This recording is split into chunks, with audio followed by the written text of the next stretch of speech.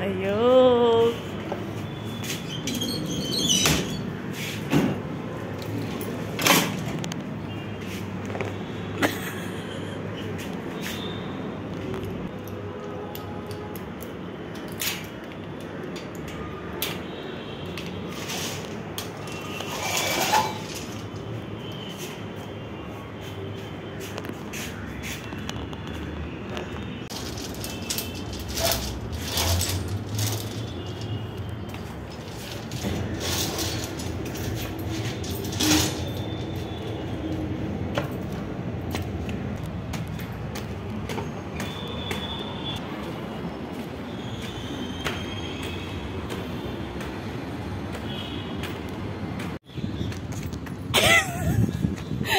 दारू दारू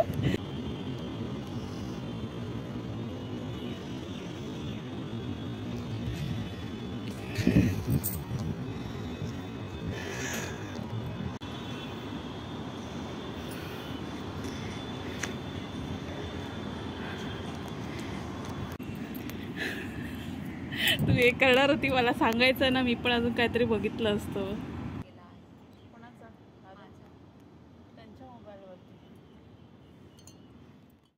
ही आहे ज्योतिताई, आमच्या सोसायटीमध्ये 4थ्या माळ्यावर राहते.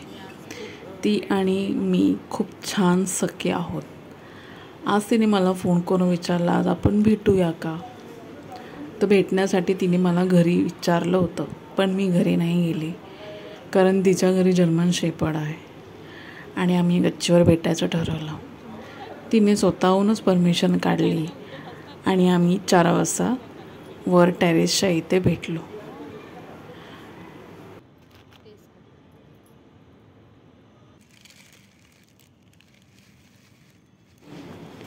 ताईला पाहिलं आणि तिच्या हातात पाहते तर काय गंमत होती. नक्कीच चहा किंवा कॉफी असेल आणि ती संध्याकाळच्या वेळी हे घेऊन आली टेरेसवर, म्हणजे खूप छान गप्पा होणार आहे आणि खूप मजा येणार आहे. असं फार आपल्याला कमी भेटतं की आपण मस्त खुल्या आभाळापुढे चहाचा पेला किंवा कॉफीचा पेला घेऊन आपण आपल्या मैत्रिणीसोबत गप्पा मारत बसतो. हा तो क्षण होता आणि मी तिच्यासोबत हा एन्जॉय करत होते. मला अगदी शूट करायला खूप कंटाळा आला होता, पण मला हे कॅप्चर करायचं होतं कारण माझा हा आवडता क्षण झाला होता. असं पूर्वी माझ्यासोबत कधी घडलं नव्हतं, फर्स्ट टाईम झालं होतं, म्हणून मी हे कॅप्चर करायचं ठरवलं. आणि हेच कॅप्चर करता करता आमच्यामध्ये गप्पाही सुरू झाल्या.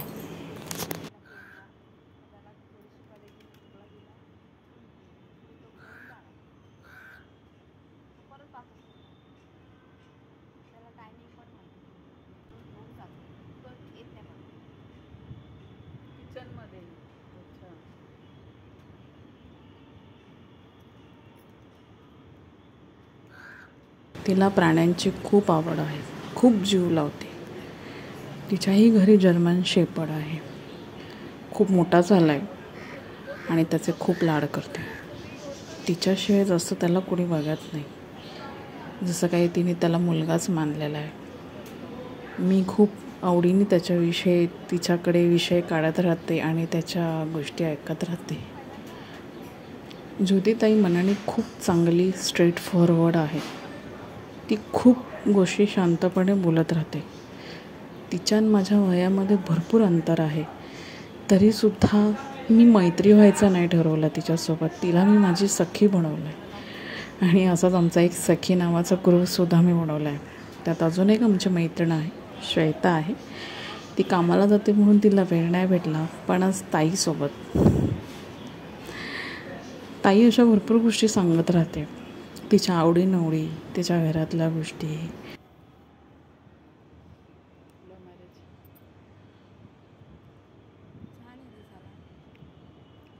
पोरगी सोबत पण नाही. बहुतेक गोष्टी तर आमच्यामध्ये लहानपणीच्याच असतात, खूप आठवणी आहेत.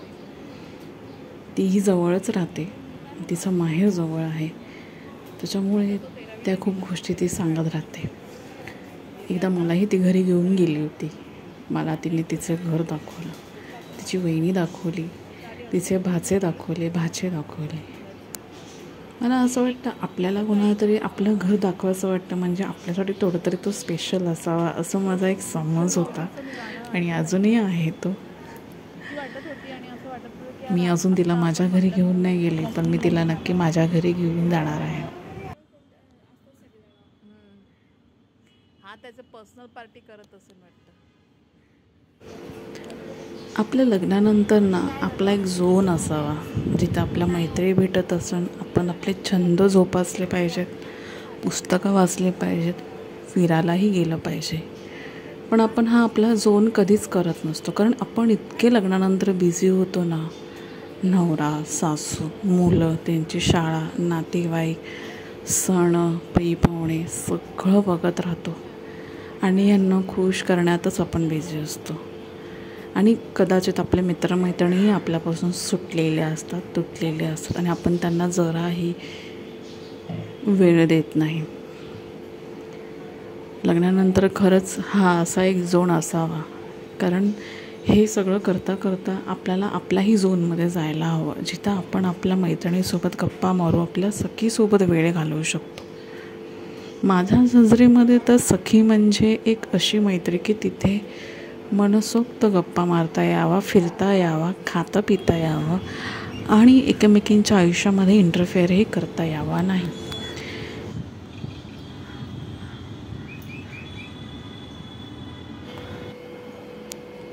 आपण एकत्र भेटून एकमेकींच्या सासर आणि घरच्यांविषयी बोलून तर किती बोलणार, त्यात काय बदल तर होणार नाही आहे. पण आपण नक्कीच भेटून एकमेकींच्या आयुष्यामध्ये आपण का मिस केलं किंवा काय एन्जॉय केलं हे आपण नक्की एकमेकींना शेअर करू शकतो आणि खूप काही करू शकतो आणि हसू शकतो आणि एकमेकींना मोटिवेटही करू शकतो. मी खरंच ताईंना खूप मोटिवेट करत असते.